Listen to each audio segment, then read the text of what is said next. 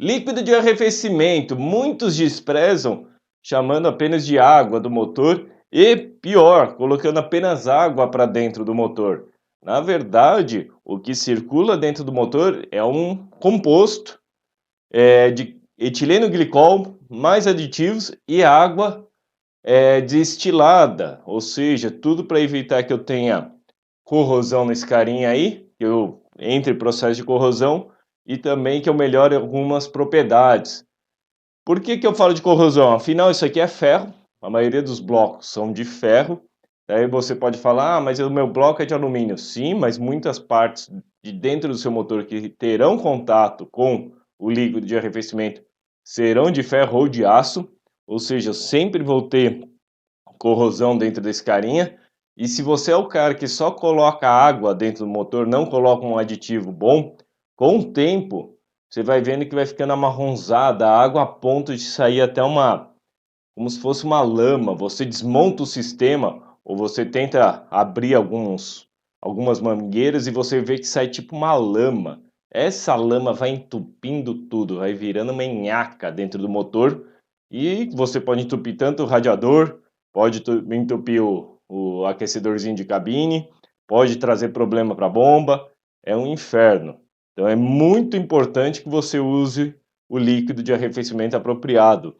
Além disso, uma das vantagens de se utilizar etileno glicol é que ele aumenta a temperatura de ebulição, então eu tenho menos risco do meu carro ferver, ou mesmo formar bolhas de cavitação na parede dos cilindros, que seria a cavitação? Eu tenho grande temperatura, chega uma hora que a bolha tenta sair, a água vira do estado líquido para o vapor nessa temperatura.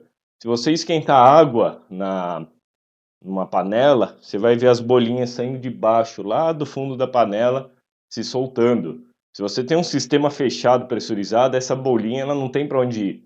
E a hora que ela estoura, a hora que ela explode, cria um pico de pressão tão grande, de mais de 1000 atmosferas naquele pontinho, que você pode furar o cilindro e contaminar o cilindro, a água do líquido de arrefecimento para dentro do cilindro. E aí você é obrigado a mandar seu motor para retífica, afinal você furou o cilindro. Então tem essa vantagem de jogar a temperatura de ebulição lá para cima e também tem a vantagem de jogar o ponto de congelamento para baixo. Aqui no Brasil pode parecer bobeira, mas em países mais frios, quem já deixou alguma garrafa no congelador e esqueceu já deve ter percebido o que acontece, né? A hora que vira gelo, o gelo se expande e quebra tudo. Se a água congelar no seu sistema de arrefecimento, vai estourar primeiro o radiador, depois mangueiras, e se ficar muito tempo aí, se deixar realmente congelar, vai quebrar o seu bloco no meio, perdeu o motor. Então é extremamente importante isso. Daí você vai me perguntar, por que não usar só apenas etileno glicol, então? Na verdade, a grande vantagem de se utilizar água é que a água não tentando ser tão técnico, né, tão engenheiro aqui, tão químico, mas a capacidade de troca de calor da água é a maior que existe entre os líquidos, tanto que você usa água para apagar fogo.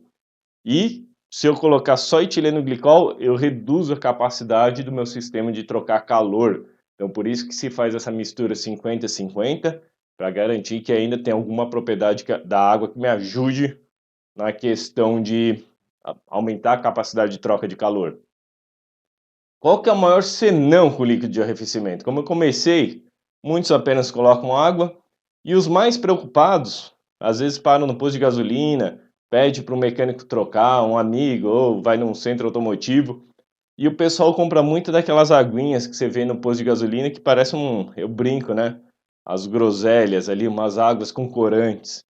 Por que que eu falo isso? Muitos desses produtos são águas com corante, alguns raríssimos possuem aditivos para evitar corrosão, mudar ponto de ebulição, mas é muito difícil achar um que seja realmente etileno glicol. Para garantir isso, você tem duas maneiras: ou você vai na concessionária e compra o líquido original, que aí eles cobram muito caro, ou uma alternativa muito boa, que é parecida com óleo, que a gente usa para o sistema de lubrificação, é o comprar um aditivo de radiador que atenda às normas da mesmo critério que a gente tem nos lubrificantes, existe para os líquidos de arrefecimento, ou seja, o aditivo, se eu tenho no caso, coloquei o Avoline, se ele atende os critérios tanto de troca de calor, proteção do motor, etc., que a Volkswagen ou qualquer outra montadora aí exige, o que que eles fazem? Eles obrigam a Avoline a rodar todos os testes, e uma vez que rodou todos os testes, ela pode colocar na sua embalagem que atende a norma. Ah, mas Felipe, meu carro é de outra marca. Não interessa, você vai trocar o líquido de arrefecimento, se na embalagem tiver que atender alguma dessas normas de algum fabricante de motor, bonito, beleza, é garantido que o líquido é bom. Então vale a pena trocar isso daí. A maioria dos carros no manual você consegue ver que ele recomenda a cada 2 anos a troca do líquido e você garante que você não tenha problema nenhum de superaquecimento, de corrosão, de entupimento, etc., no seu motor. Vale a pena porque há pouco tempo atrás troquei no meu carro. Eu gastei entre água destilada e líquido de arrefecimento, eu gastei R$ 100. Então não é nenhum valor absurdo a ponto de inviabilizar a manutenção. Na verdade, a maioria é enganado pelas essas águas corantes que acabam sendo um grande problema, né? E além disso, se você tem o motor TSI da Volkswagen, que a gente já vai explicar aí para frente, eu tenho um intercooler integrado ao coletor de admissão circulando água do motor. Para isso virar uma meleca, entupir, parar de funcionar, dar um monte de problema, é gigantesco a probabilidade se você não fizer a manutenção como manda. Então vale a pena tomar cuidado com esse tipo de coisa, senão você faz a vida útil do seu motor cair muito.